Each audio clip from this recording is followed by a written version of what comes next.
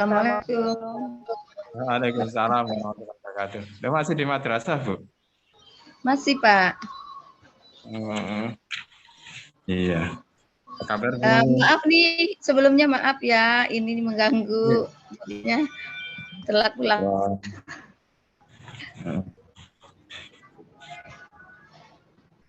Saya buka itu dulu, Pak, file mau dibaca ya, Pak ya? Sudah saya baca. Ya.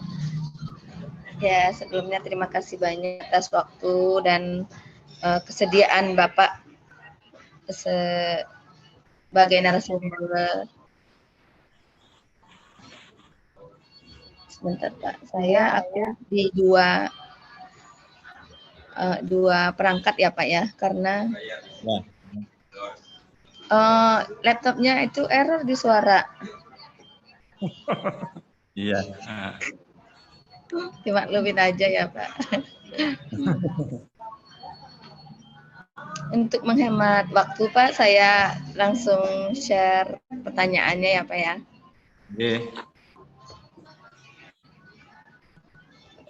Pertanyaan yang pertama ini terkait dengan identifikasi masalah. Jadi masalah yang saya temukan di kelas saat pembelajaran kimia itu, Pak, kan ada 6 poin yang saya ambil ya, Pak ya. Yang pertama itu tentang kemampuan peserta didik dalam pemecahan masalah terutama kimia. Nah, menurut pengalaman Bapak sebagai praktisi, sebagai guru yang udah lama ngajar kimia dan sekarang berprofesi sebagai pengawas, selamat atas jabatan barunya. Sama-sama, Bu. Nanti jika menyusul menjadi pengawas jika boleh atau menjadi kepala madrasah aja, Bu. Iya, insya Allah. Jadi gini, Pak, rendahnya kemampuan peserta didik pada pemecahan masalah terutama kimia ya, Pak. Kira-kira menurut pandangan Bapak itu penyebabnya apa? Dan jika ada solusi yang pernah Bapak lakukan gitu, boleh cerita, Pak? Biasanya begini, Bu. Jadi kita kurang memberikan pertanyaan pemantik untuk siswa. Jadi kurangnya pertanyaan pemantik itu yang kita berikan pada peserta didik pada materi-materi pembelajaran itu juga berakibat pada siswa. Ya. Itu dari pertanyaan yang pertama, Bu ya. Nah, untuk itu ini seharusnya gurunya harus mempersiapkan pembelajaran perencanaan dalam pembelajaran. Jadi pembelajaran itu kita persiapkan betul-betul. Juga nanti pertanyaan pemantiknya atau pertanyaan pendahuluan supaya anak nyambung kemana arah yang kita bawa dalam pembelajaran tadi. Ini masalah terutama masalahnya. Karena masalah dalam kehidupan sehari-hari yang nyata yang kita bawa yang bisa kita bawa ke materi pembelajaran. Ada panjenengan kan ahlinya di sini, Pak. Iya, berarti di sini ada kita pandu dengan pertanyaan pemantik gitu ya, Pak ya. Iya. Ya, tentunya berarti mereka juga harus punya pengetahuan dasar dulu ya untuk bisa menjawab pertanyaan pemantik tersebut. Iya, ada. Kalau pertanyaan pemantiknya itu ringan, artinya dalam kehidupan sehari-hari dia menyinggungnya, maka anak itu akan mudah dalam merefleksikannya dalam pembelajaran tadi. Ya. Baik, Pak. Untuk yang kedua, itu pertanyaan saya gabungan dengan yang ketiga ya, Pak. Ini terkait dengan minat baca dan kemampuan dasar matematika, di mana itu sebagai kemampuan prasyarat untuk suatu materi gitu. Nah, menurut Bapak penyebab masalah dari rendahnya minat baca, rendahnya kemampuan dasar matematika, Nah, itu penyebab dan solusinya gimana, Pak? Jadi sebenarnya minat baca sama rendahnya numerasi pada peserta didik kita itu tidak berlangsung ketika anak-anak ada di jenjang MA, Bu. Tetapi itu karena sudah terlanjur dari dasar sampai ke MA, itu menjadi seperti yang sekarang kita alami saat ini. Nah, guru, kita sebagai guru sekarang dituntut untuk membantu anak-anak kita untuk berpikir kritis. Mengarahkan anak-anak kita untuk berpikir kritis. Terus selain itu juga memberikan kesempatan pada anak-anak kita untuk selalu berkolaborasi dalam pemecahan masalah. Masalah-masalah yang kita berikan pada anak-anak itu yang mengarah ke anak-anak kita untuk berpikir kritis. Jadi nanti mereka literasinya akan banyak kalau mereka berpikirnya kritis. Entah itu literasi membaca, digital, dan lain sebagainya. Terus numerasi juga demikian. Numerasi yang kita berikan tidak bisa terlalu berat. Kalau anak-anak dari dasar untuk numerasinya itu tidak terlalu bagus. Yang terutama yang membantu anak-anak nanti yang untuk memecahkan permasalahan kehidupannya sehari-hari itu akan sangat bagus. Daripada nanti tidak terlalu banyak digunakan. Misalkan kebanyakan kalau di daerah yang pinggiran seperti daerah saya itu, Bu, yang melanjutkan dan tidak terlalu banyak. Itu berarti mereka harus bisa memecahkan kehidupan sehari-hari, mungkin menjumlah, mengali, membagi, nggak perlu limit dan seterusnya. Iya, aplikatif gitu intinya ya, Pak ya. Aplikatif ya. Jadi itu cenderung lebih menarik minat siswa. Iya Pak, terima kasih. Berikutnya untuk ini kan tadi kita menyoroti dengan siswa ya, sudut pandangnya dari siswa. Sekarang kita mau lihat nih dari sudut pandang guru ya. Di sini ini diri saya sendiri nih Maya Pak ya. Guru kurang efektif menggunakan strategi pembelajaran. Mungkin saja karena wawasan tentang strategi, keterampilan bagaimana menggunakan strategi tersebut itu masih rendah. Itu menurut pandangan saya tuh Pak ya. Nah, menurut Bapak itu penyebab masalahnya apa terhadap yang saya rasakan itu? Kenapa masih minimnya ya strategi dalam pembelajaran? Biasanya guru kan searah aja. Iya Bu. Itu karena kita selalu menganggap bahwa mengajar itu hanya memberi aja. Halo. Putus ya, Bu? Halo. Gimana Pak, kalau kita menemukan hal tersebut? Nih, saya ulangi. Bisa suara saya terdengar Pak? Ya, sudah terdengar. Suara saya masuk nggak? Masuk. Ya. Jadi kita masih menganggap bahwa pembelajaran itu kita hanya memberi aja. Padahal kita juga harus menerima rasa siswa kita. Sehingga kita perlu satu perencanaan pembelajaran matang. Kalau perencanaan pembelajaran kita matang, maka strateginya nanti akan pas. Perencanaan pembelajaran yang matang. Yang kedua, kadang kita kurang peduli terhadap siswa. Karena permasalahan kita yang banyak, ya. Dan wes tak ajar seperti ini aja, nanti anak-anak juga. Iya benar. Intinya persiapan ya. Iya. Prepare. Iya.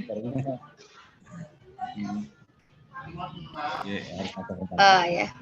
Berikutnya Pak, untuk komunikasi ini ya, komunikasi tiga circle gitu ya antara orang tua, guru, dan siswa. Nah, komunikasi antara tiga circle itu kan sangat mempengaruhi prestasi atau capaian hasil belajar peserta didik. Nah, itu dinilai masih kurang. Nah, penyebabnya apa dan kira bagaimana solusinya, Pak? Itu perlu wadah. Jadi kalau nggak ada wadahnya kita nggak bisa berinteraksi dengan orang tua siswa. Kita akan dengan anak-anak. Terus supaya nyambung dengan orang tuanya, maka harus ada wadahnya. Terus sekarang medsos juga bisa kita gunakan. Ya, mungkin kita membentuk kegiatan guru dari kelas itu atau dari semua dengan orang tua siswa yang ada di kelas tersebut. Kita nanti akan bisa langsung komunikasi dengan mereka. Jadi kalau ada wadahnya, paguyuban atau umumnya kan komite. Nanti akan mudah diambil orang tua dari masing-masing anak. Oh, ini anaknya kurang begini, ini, pilihannya seperti itu akan mudah. Enggak, komunikasinya akan mudah. Jadi ada wadah yang menjembatani gitu ya, Pak? Ya, antara komunikasi yang 3 itu ya. Terus pembelajaran belum maksimal menggunakan model. Nah, ini tadi kan strategi ya, Pak. Sebenarnya bisa dimasukkan dalam satu ini ya, pembahasan ya. Ya, betul, Bu. Minimnya model pembelajaran yang inovatif sesuai karakteristik dan materi. Nah, ini masih rendah. Gimana itu, Pak? Kadang kita untuk penguasaan model pembelajaran kurang. Kita perlu belajar dari orang lain. Jadi penguasaan model pembelajaran supaya nanti model kita tahu lebih banyak ya, kita belajar dari orang lain. Nah, yang selanjutnya kita kadang itu tidak melaksanakan tes awal atau tes diagnostik terhadap anak-anak kita, sehingga kita tidak bisa mengelompokkan siswa itu sesuai dengan karakter masing-masing. Mungkin ada yang karakternya audiovisual atau banyak itu. Nah, jadi kalau mereka dikelompokkan masing-masing, maka kita akan mudah menentukan model pembelajaran yang kita gunakan. Jadi kita diambil rata-ratanya berarti ya, Pak. Kalau satu kelas, berarti kita ambil tengahnya ya, karena kan kalau mereka dominannya ke mana gitu kan, sedangkan yang bagian sini minim, berarti kita ambil tengahnya. Ya. Gitu kira-kira ya, Pak ya.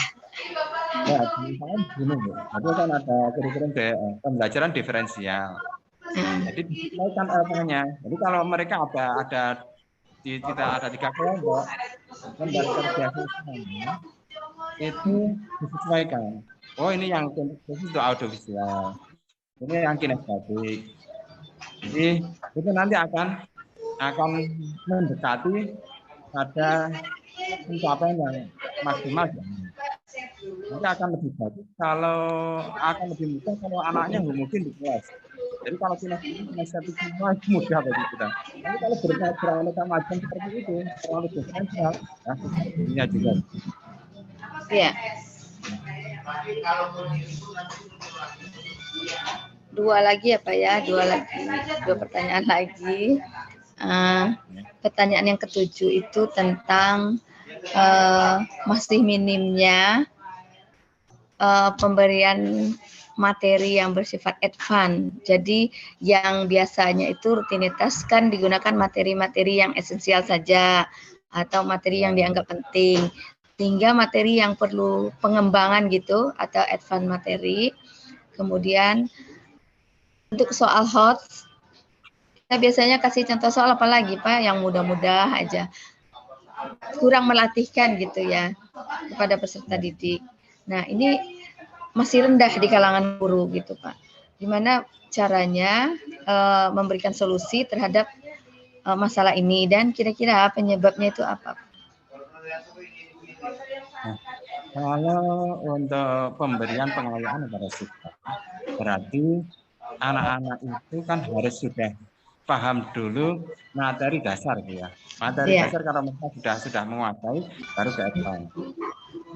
Nah, kebanyakan dari kita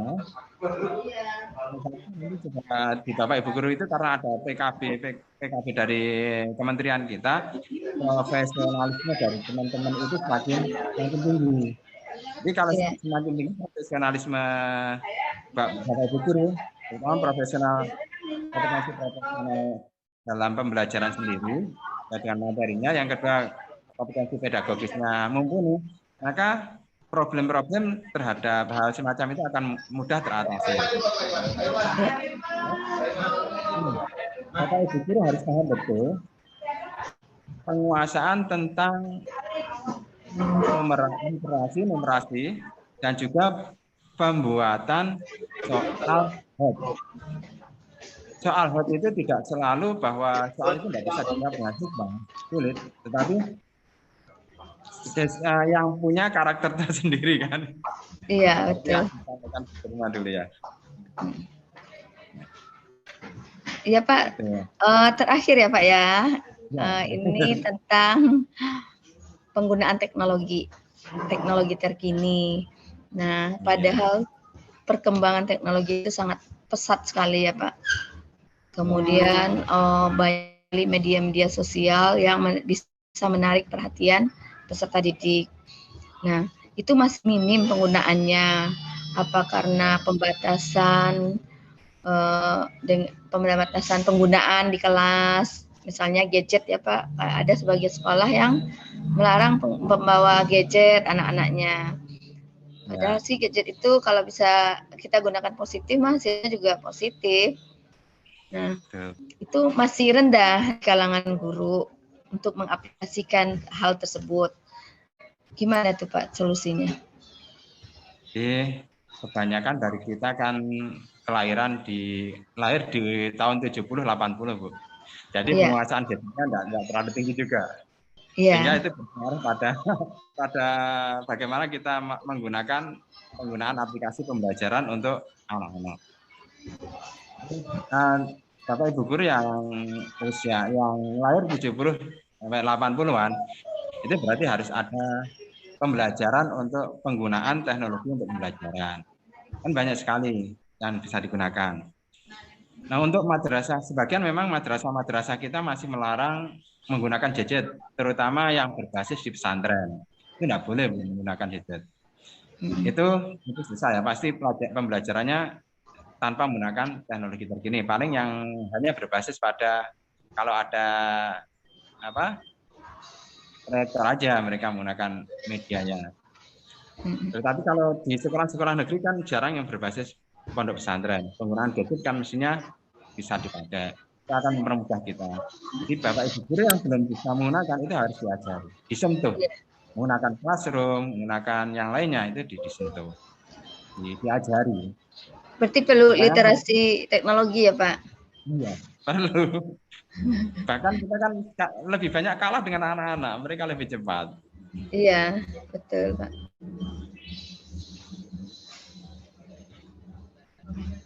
Nah, saya kira itu ya Pak ya, ada 8 pertanyaan itu sudah tercover. Saya terima kasih banyak atas waktu dan kesempatan berbagi sharing pengalaman gitu. Terus ini by the way ini Pak, sejak kapan jadi pengawas?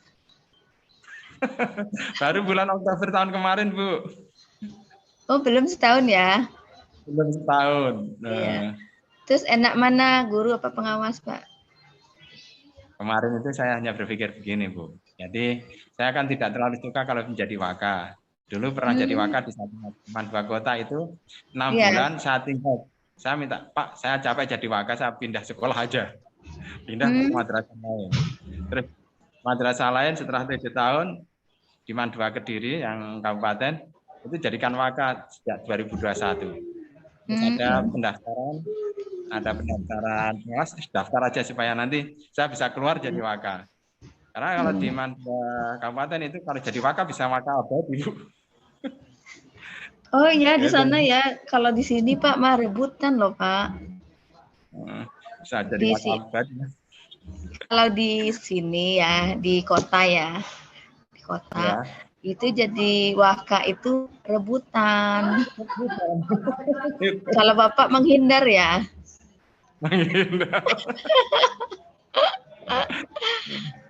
Jadi mungkin sebelum 2 tahun selesai, saya sudah tidak jadi wakil lagi, sudah diangkat jadi pengawas. Gitu ya. Kata orang sih jadi pengawas itu udah jabatan mentok ya Pak. Ada asiknya begini Bu. Jadi ada dua hal yang mungkin kita. Terima kasih banyak ya Pak ya atas bantuannya. Sama-sama. Semoga dibalas oleh Allah berlipat ganda. Sama Ibu sukses juga. Terus sehat. Ya, sukses terus sehat panjang umur. Amin, amin. Mudah rezekinya. Amin. Terima kasih ya Pak. Assalamualaikum warahmatullahi wabarakatuh. Waalaikumsalam warahmatullahi wabarakatuh. Ya pulang. Terima kasih Bu ya. Sama Pak.